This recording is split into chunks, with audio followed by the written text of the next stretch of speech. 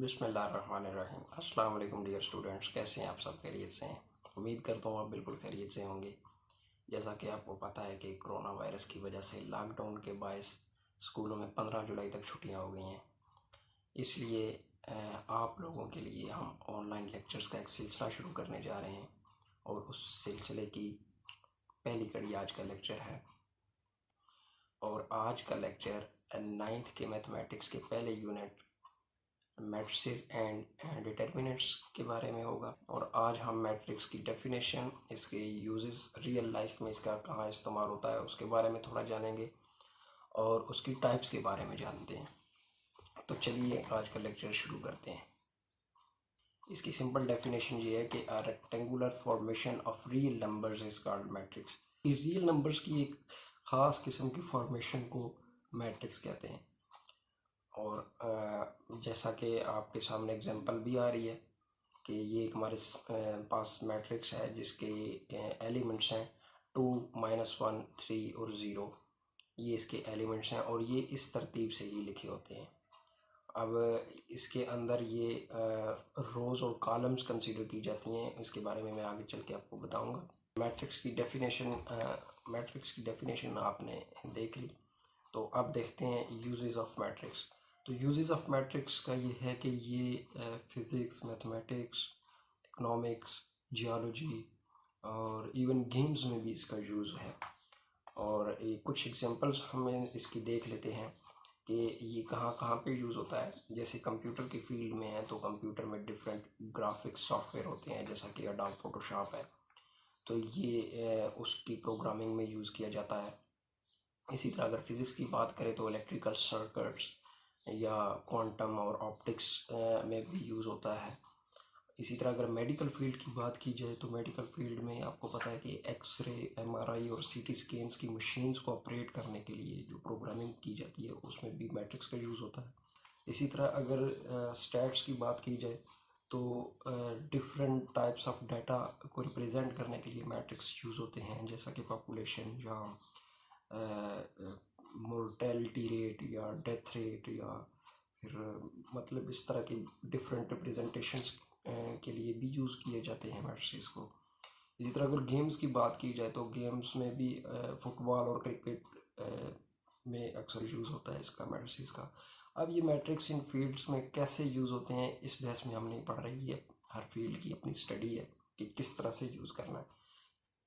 यहाँ पे हमारा मकसद ये है कि हम ये देखें कि मैट्रिक्स का हमारी रियल लाइफ में कहाँ कहाँ यूज़ होता है। तो वो कुछ एग्जांपल्स मैंने आपको दे दिए। अब आगे चलते हैं कि ऑर्डर ऑफ मैट्रिक्स क्या होता है। यानी मैट्रिक्स के बारे में मैंने आपको पहले भी बताया था कि इसमें रोज़ और कॉलम्स होते हैं। तो ऑर्डर ऑफ मैट्रिक्स रोज़ और कॉलम पे डिपेंड करता है कि एक मैट्रिक्स में कितनी रोज़ और कितने कॉलम्स हैं। इसको ऑर्डर ऑफ मैट्रिक्स बोलते हैं। अब रोज़ और कॉलम्स क्या हैं? रोज़ मैट्रिक्स में जो हॉरिजेंटल एंट्रीज होती हैं उनको हम रोज़ बोलते हैं। जैसा कि ये आपके सामने एक एग्जांपल है, हमारे पास एक मैट्रिक्स है जिसमें ये कुछ एंट्रीज हैं 2, -1, 3, 0 और 4, 1। तो इसमें आप ये देखें कि 2, -1 इसमें पहली रो है, 3 और 0 इसमें दूसरी रो है और 4, 1 इसमें तीसरी रो है। और ये एंट्रीज हॉरिजेंटली है। तो जो हॉरिजेंटल एंट्रीज होती हैं मैट्रिक्स में उनको हम रोज़ बोलते हैं। इसी तरह अगर कॉलम की बात की जाए तो कॉलम वर्टिकली जो एलिमेंट्स होते हैं मैट्रिक्स के उसको हम कॉलम बोलते हैं। जैसा कि आपके सामने ये एक और मैट्रिक्स की एग्जांपल है जिसमें ये एलिमेंट्स हैं 2, 0, -1, ये रो है। इसी तरह 3, 1, 0 ये दूसरी रो है और 4, -2 और 1 ये तीसरी रो है। लेकिन ये तो रोज़ है। जो वर्टिकली एलिमेंट्स हैं, जैसे पहले कॉलम में हम देखते हैं 2, 3 और 4 एलिमेंट्स आ रहे हैं। ये जो वर्टिकल एलिमेंट्स हैं और एंट्रीज हैं इनको हम कॉलम बोलते हैं। इसी तरह इसमें 0, 1 और -2 दूसरा कॉलम है और -1, 0, 1 ये तीसरा कॉलम है। तो ये हो गया रोज़ और कॉलम। अब हम ये देखते हैं कि ऑर्डर ऑफ मैट्रिक्स लिखते कैसे हैं। तो ऑर्डर ऑफ मैट्रिक्स को लिखने के लिए हम ये देखते हैं कि पहले रोज़ लिखी जाती हैं और फिर कॉलम्स लिखे जाते हैं। और हम रोज़ और कॉलम कैसे लिखते हैं? हम एंट्रीज नहीं लिखते, हम नंबर ऑफ़ रोज़ और नंबर ऑफ़ कॉलम्स लिखते हैं और इनके दरमियान में मल्टीप्लाई का साइन आता है। लेकिन जब हम इसको पढ़ते हैं तो मल्टीप्लाई को हम बाय के वर्ड से रिप्लेस कर देते हैं, यानी मल्टीप्लाई को हम बाय पढ़ते हैं। तो अगर ये एक एग्जांपल मैट्रिक्स की आपके सामने है, इसमें आप देखें तो 3 रोज़ और 2 कॉलम है। तो जब भी ऑर्डर ऑफ मैट्रिक्स लिखते हैं तो रोज़ को पहले देखा जाता है कि कितनी रोज़ हैं। तो इस मैट्रिक्स में आपको नज़र आ रहा होगा कि 3 रोज़ हैं और 2 कॉलम्स हैं। तो जब इसको लिखेंगे तो हम इसको 3 मल्टीप्लाइड बाई 2 लिखेंगे, लेकिन जब हम पढ़ेंगे इसको तो 3/2 पढ़ेंगे। तो ये हो गया कि ऑर्डर ऑफ मैट्रिक्स कैसे लिखते हैं।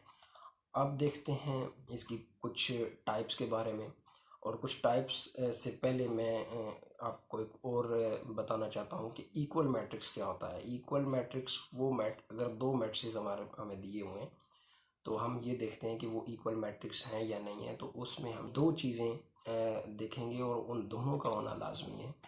पहली चीज़ ये कि हम ऑर्डर ऑफ मैट्रिक्स देखेंगे कि उन दोनों मैट्रिक्स का ऑर्डर सेम होना चाहिए और उसकी जो कॉरेस्पॉन्डिंग एंट्रीज हैं वो सेम होनी चाहिए। यानी ये 2 शर्तें हैं। अगर 2 मैट्रिक्स दिए हुए हैं तो ये 2 शर्तें हैं, अगर ये मौजूद हैं उसमें तो ये कॉरेस्पॉन्डिंग एंट्रीज वो होती हैं कि फॉर एग्जांपल हमारे पास पहला मैट्रिक्स दिया हुआ है और उसकी पहली एंट्री 3 है, तो दूसरे मैट्रिक्स की भी पहली एंट्री 3 होनी चाहिए। अब देखते हैं कुछ types of matrix. Types of matrix में क्या होता है, डिफरेंट टाइप्स ऑफ मैट्रिक्स जो आपके लेवल की हैं वो कुछ डिस्कस कर लेते हैं। सबसे पहले टाइप आती है रो मैट्रिक्स की। तो रो मैट्रिक्स वो मैट्रिक्स होते हैं जिसमें एक सिंगल रो होती है, उसमें कॉलम्स जितने भी हों लेकिन सिर्फ एक ही रो होती है उसमें, उस मैट्रिक्स को हम रो मैट्रिक्स बोलते हैं। इसी तरह कॉलम मैट्रिक्स की अगर बात की जाए तो उसमें रोज़ जितने भी हों कॉलम एक होना चाहिए, यानी ऐसा मैट्रिक्स जिसमें एक कॉलम होगा उसको कॉलम मैट्रिक्स बोलते हैं।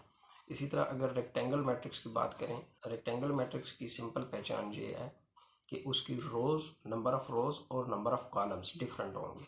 या तो रोज़ ज़्यादा होंगी या कॉलम्स ज़्यादा होंगे, नंबर ऑफ़ कॉलम्स ज़्यादा होंगे या नंबर ऑफ़ रोज़ ज़्यादा होंगी। इसी तरह अगर स्क्वायर मैट्रिक्स की बात की जाए तो उसमें नंबर ऑफ़ रोज़ और नंबर ऑफ़ कॉलम्स दोनों सेम होते हैं। इसी तरह नल और ज़ीरो मैट्रिक्स, ये दोनों एक ही नाम है। नल और ज़ीरो मैट्रिक्स ये ऐसा मैट्रिक्स है इसमें कोई कैद नहीं है कि नंबर ऑफ़ रोज़ और नंबर ऑफ़ कॉलम्स कितने होने चाहिए, इस चीज़ की कैद नहीं है। लेकिन ये इसमें ये चीज़ होती है कि इसके तमाम एलिमेंट्स और तमाम एंट्रीज इसकी ज़ीरो होती हैं, यानी कि इस मैट्रिक्स में जितने भी एलिमेंट्स, जितनी भी एंट्रीज होती हैं वो ज़ीरो होती हैं। ऐसे मैट्रिक्स को हम नल मैट्रिक्स या ज़ीरो मैट्रिक्स बोलते हैं। इसी तरह डायगोनल मैट्रिक्स की अगर बात की जाए तो डायगोनल मैट्रिक्स में भी नंबर ऑफ़ रोज़ और नंबर ऑफ़ कॉलम्स को नहीं कंसीडर किया जाता, उसमें कोई कैद नहीं है। डायगोनल मैट्रिक्स में हम ये देखते हैं कि डायगोनल एलिमेंट्स, उसके तमाम डायगोनल एलिमेंट्स नॉन ज़ीरो होंगे और बाकी तमाम एंट्रीज ज़ीरो होंगी। अब डायगोनल एलिमेंट्स नॉन ज़ीरो होने का मतलब ये है कि वो ज़ीरो के अलावा कोई भी और वैल्यू हो सकती है। इसी तरह अगर हम बात करें स्केलर मैट्रिक्स की, तो स्केलर मैट्रिक्स भी डायगोनल मैट्रिक्स की ही तरह होता है, लेकिन उसमें फ़र्क ये है कि स्केलर मैट्रिक्स में डायगोनल एलिमेंट्स तमाम नॉन ज़ीरो और इक्वल होंगे और बाकी सारी एंट्रीज ज़ीरो होंगी। स्केलर मैट्रिक्स और डायगोनल मैट्रिक्स में फ़र्क यही है कि डायगोनल मैट्रिक्स में डायगोनल एलिमेंट्स नॉन ज़ीरो तो होंगे लेकिन उनका इक्वल होना ज़रूरी नहीं है। स्केलर मैट्रिक्स में डायगोनल एलिमेंट्स नॉन ज़ीरो तो होंगे लेकिन वो इक्वल होने चाहिए, यानी कि अगर वैल्यू उनकी सेम होनी चाहिए। इसी तरह अगर आइडेंटिटी मैट्रिक्स की बात करें तो आइडेंटिटी मैट्रिक्स भी डायगोनल मैट्रिक्स और स्केलर मैट्रिक्स की ही तरह होते हैं, लेकिन उसकी सिंपल पहचान ये है कि उसके डायगोनल एलिमेंट्स 1 होंगे, 1 के अलावा और कोई एलिमेंट्स नहीं होगा और बाकी तमाम एंट्रीज ज़ीरो होंगी। तो ये होगी कुछ टाइप्स ऑफ मैट्रिक्स। अब हम ये देखते हैं कि नेगेटिव ऑफ मैट्रिक्स क्या होता है। तो नेगेटिव ऑफ मैट्रिक्स हम ये देखते हैं कि अगर हमारे पास कोई मैट्रिक्स दिया हुआ है और उसका हमने नेगेटिव मैट्रिक्स निकालना है तो हम सिंपल ये करते हैं कि उसकी तमाम एंट्रीज के साइन चेंज कर देते हैं, और अगर उसमें कोई एंट्री ज़ीरो आ रही है तो ज़ीरो, जैसा आपको पता है कि ज़ीरो के साथ कोई साइन नहीं होता, और बाकी तमाम जो नॉन ज़ीरो वैल्यूज़ होंगी उनके साइन चेंज कर देंगे। यानी कि अगर उनके साथ नेगेटिव साइन, माइनस का साइन लगा हुआ है तो हम उसको चेंज करके प्लस का साइन लगा देंगे, और अगर उसके साथ कोई साइन नहीं लगा हुआ तो इट्स मीन उसके साथ प्लस का साइन है तो हम उसकी जगह माइनस का साइन लगा देंगे। तो ये नेगेटिव मैट्रिक्स हो गया। अब हम बात करते हैं ट्रांसपोज ऑफ मैट्रिक्स की। ट्रांसपोज ऑफ मैट्रिक्स क्या होता है? ट्रांसपोज ऑफ मैट्रिक्स में हम ये देखते हैं कि अगर हमारे पास कोई मैट्रिक्स दिया हुआ है तो उसके रोज़ को कॉलम्स में चेंज कर देते हैं। जब हम रोज़ को कॉलम्स में चेंज करेंगे तो कॉलम्स ऑटोमेटिकली रोज़ में चेंज हो जाएंगे। तो ये चेंजिंग ट्रांसपोज ऑफ मैट्रिक्स है। यानी कि अगर कोई मैट्रिक्स दिया हुआ है और उसका हमने ट्रांसपोज निकालना है तो हमने सिंपल ये करना है कि उसकी रोज़ को कॉलम्स में चेंज कर देना है। इसी तरह बात करते हैं अब सिमेट्रिक मैट्रिक्स की। तो सिमेट्रिक मैट्रिक्स वो मैट्रिक्स होते हैं कि अगर हमारे पास कोई मैट्रिक्स दिया हुआ है और उसका हमने ट्रांसपोज निकालना है, और हम जब ट्रांसपोज निकालते हैं तो हम ये देखते हैं कि उसमें कोई चेंज नहीं आया, यानी कि ओरिजिनल मैट्रिक्स और उसी मैट्रिक्स का ट्रांसपोज ऑफ मैट्रिक्स दोनों सेम है, तो ऐसे मैट्रिक्स को हम सिमेट्रिक मैट्रिक्स कहते हैं। इसी तरह स्क्यू सिमेट्रिक मैट्रिक्स है।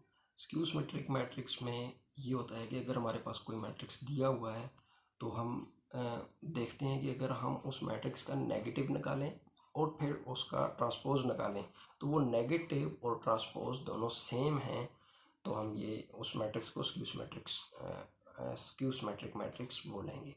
यानी कि अगर किसी मैट्रिक्स का नेगेटिव ऑफ मैट्रिक्स और ट्रांसपोज ऑफ मैट्रिक्स दोनों सेम है तो उसको हम स्क्यू सिमेट्रिक मैट्रिक्स बोलेंगे।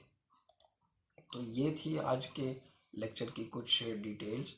यानी कि आज हमने सीखा मैट्रिक्स की डेफिनेशन, हमारी डेली लाइफ में मैट्रिसेस कहाँ कहाँ यूज़ होते हैं, और उसकी कुछ टाइप्स के बारे में सीखा, और नेगेटिव ऑफ मैट्रिक्स और ट्रांसपोज ऑफ मैट्रिक्स। ये चीज़ें आपको अगले लेक्चर्स में काम आएंगी, यानी जब हम प्रॉब्लम सॉल्विंग की तरफ जाएंगे, जब हम क्वेश्चन सॉल्व करेंगे तो ये negative of matrix, transpose of matrix, ये चीज़ें आपको पता होनी चाहिए और ये चीज़ें उसमें यूज़ होंगी। तो अगले लेक्चर तक के लिए इजाज़त दीजिए, अपना बेहद ख्याल रखिएगा। अल्लाह हाफिज़।